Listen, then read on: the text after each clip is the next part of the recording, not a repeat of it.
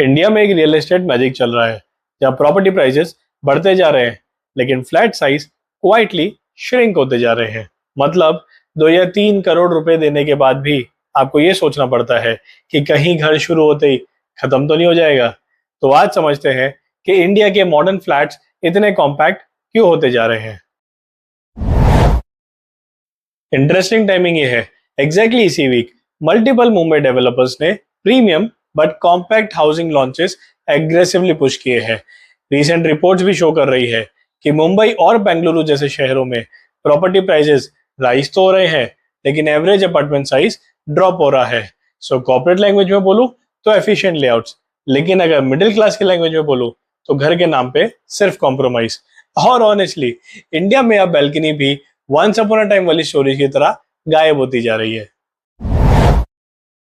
देखिए, अगर आप ओल्ड मुंबई बिल्डिंग्स कंपेयर करो, जैसे 1980s के apartments, old cooperative housing societies, legacy buildings, तो उनमें bigger rooms, wider kitchens, proper ventilation, larger balconies, ये सब काफी कॉमन था। और आज सारे प्रोजेक्ट ब्रोशर्स में zen garden, sky lounge, aroma pathway, modern kitchen, meditation deck, ये सारे फैंसी एमिनिटीज तो मिल जाएंगे। बस कभी कभी एक्चुअल बेडरूम ही मेडिटेशन डेक के साइज जितना रह जाता है। इंटरेस्टिंग कंपैरिजन ये है कि पहले के मुंबई के अपार्टमेंट्स में 2 BHK apartment around 800 to 1000 square feet के आसपास होता था, और आज न्यू लॉन्चेस में सेम बजट में कॉम्पैक्ट 600 to 750 स्क्वायर फीट के लेआउट्स इंक्रीजिंगली कॉमन होते जा रहे हैं। अब लॉजिकली सोचो, बिल्डर फ्लैट महंगा क्यों करेगा? Simple answer is affordability illusion. मतलब अगर मार्केट में 2 करोड़ और 3 करोड़ साइकोलॉजिकली एक्सेप्ट हो चुका है, तो बिल्डर कारपेट एरिया रिड्यूस करके टोटल प्राइस साइकोलॉजिकली मैनेजेबल रखता है, ताकि बायर को घर महंगा भी ना लगे और डिसीजन मेकिंग में कोई परेशानी भी ना हो। ये थोड़ा एयरलाइन इंडस्ट्री की तरह है। पहले जहां इकोनॉमिक क्लास सीट्स स्पेशियस होती थी विद प्रॉपर लेग रूम, अब वही सेम इकोनॉमिक क्लास में लेग रूम में से रूम ऐसे अलग हो गया है जैसे इंडिया में से पाकिस्तान। यहाँ पे एक इंपॉर्टेंट स्टैट देखो, मुंबई के काफी प्राइम लोकेशंस पे property rates already 40,000 to 1 lakh rupees per square feet तक पहुंच चुके हैं। तो नेचुरली लैंड एक्सपेंसिव हुई है, अप्रूवल कॉस्ट बढ़े हैं, कंस्ट्रक्शन महंगा हुआ है।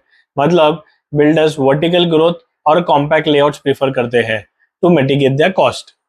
और यहाँ एक फनी पार्ट आता है, लग्जरी ब्रोशर्स में स्पेशियस मॉडर्न अर्बन लिविंग दिखाया जाता है, पर रियलिटी में वॉशिंग मशीन और रेफ्रिजरेटर ऑलरेडी एक कोल्ड वॉर लड़ रहे हैं अपनी जगह को लेके। वैसे ये सिर्फ इंडिया की स्टोरी नहीं है। बड़े बड़े सिटीज जैसे हांगकांग, सिंगापुर, न्यूयॉर्क में भी कॉम्पैक्ट अपार्टमेंट्स कॉमन हो गए हैं। डिफरेंस सिर्फ इतना है कि वहाँ पब्लिक ट्रांसपोर्ट और अर्बन प्लानिंग स्पेस कॉम्प्रोमाइज को मैनेजेबल बना देती है। वहीं इंडिया अभी भी ट्रांजिशन फेज में है।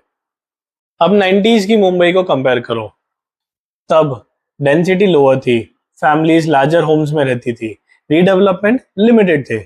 आज माइग्रेशन मैसिव है, लैंड स्कैर्सिटी एक्सट्रीम है, इंफ्रास्ट्रक्चर एक्सपांशन ऑनगोइंग है। मतलब शहरों पे लोड बढ़ रहा है, इसीलिए डिमांड भी बढ़ रही है और इवेंचुअली प्राइस भी। I mean literally. देखिए, सिर्फ ब्रोशर का कारपेट एरिया मत देखो, you should actually evaluate usable layout, ventilation, storage, sunlight, future liveability. Because smart real estate investing सिर्फ प्राइस अप्रिसिएशन नहीं होता, डेली क्वालिटी ऑफ लाइफ भी होता है। और ऑनेस्टली अगर लग्जरी होम्स में आपके डाइनिंग टेबल की चेयर पुल करते वक्त आपको अपने घर की ज्योग्राफी और ज्योमेट्री को कैलकुलेट करना पड़े, तो थोड़ा सवाल पूछना तो बनता है।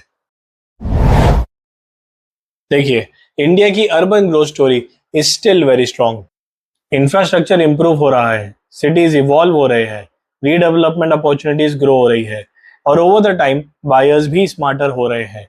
रियल एस्टेट का नेक्स्ट फेज सिर्फ बिगर प्रोजेक्ट्स एंड टॉलर टावर्स का नहीं होगा, बट बेटर डिजाइन और बेटर लिवेबिलिटी का भी होगा। So if you ask me, I will suggest keep investing but with proper knowledge. अगर आपको इंडिया के रियल एस्टेट मार्केट का एक्चुअल गेम समझना है, वो भी बिना किसी फेक हाइप के, तो चैनल को सब्सक्राइब करो, बिकॉज यहाँ पे सिर्फ प्रॉपर्टी प्राइसेस और प्रॉपर्टी रिलेटेड इंफॉर्मेशन नहीं, उसके पीछे का लॉजिक भी बताया जाता है।